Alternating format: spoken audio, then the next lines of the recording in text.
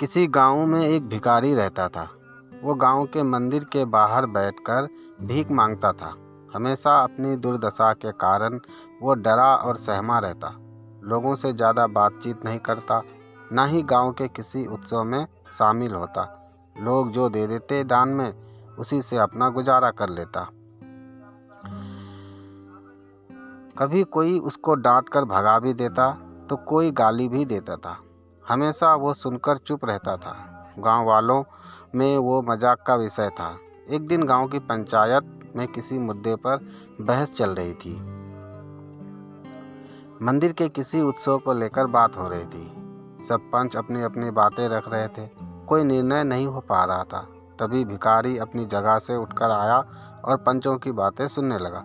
जब कोई निर्णय नहीं हो पाया तो उसने बोलना शुरू किया। लोगों ने उसको रोका। वो सबको समझाने लगा।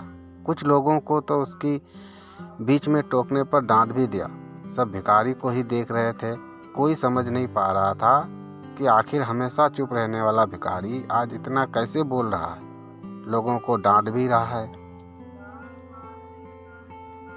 अपनी बात कहने के बाद भिखारी गाना गाता हुआ अपनी झोपड़ी की तरफ चल दिया। लोग हैरान रह गए। पंचायत का मुद्दा अपनी जगह रह गया। लोग बात करने लगे कि आखिर इसमें इतनी हिम्मत कहाँ से आ गई। लोग समझ नहीं पा रहे थे।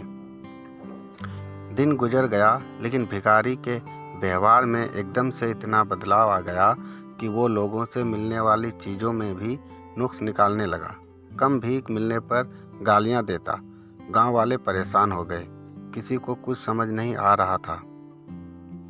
लोगों ने इस बात की चर्चा करनी शुरू कर दी।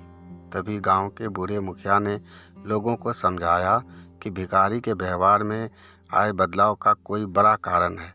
इसके पीछे कोई ताकत है जिसका हमको पता नहीं है। हमें उस ताकत का पता चलना चाहिए। बूढ़े ने लोगों को सलाह दी कि इसकी झोपड़ी की तलाशी लेना चाहिए। वहीं उसकी झोपड़ी में कोई बात है। लोग इसकी झोपड़ी की ओर चल दिए। झोपड़ी में तलाशी ली। वहां उन्हें काफ़ी जमा हुआ पैसा मिला, जो भिखारी ने भीख मांगकर जमा किया था। बूढ़े ने लोगों को समझाया कि ये इसकी ताकत है, इसके छिपा कर रख दो। लोगों ने भिखारी का पैसा छिपा दिया। कुछ दिन में भिखारी की हालत फिर वैसी ही हो गई। वो फिर डरा डरा घूमने लगा, किसी से बात नहीं करता। बूढ़े ने समझाया कि देखो, ये पैसे की ताकत होती है। जब इसके पास काफ़ी पैसा जमा हो गया, ये लोगों से बदतमीजी करने लगा था।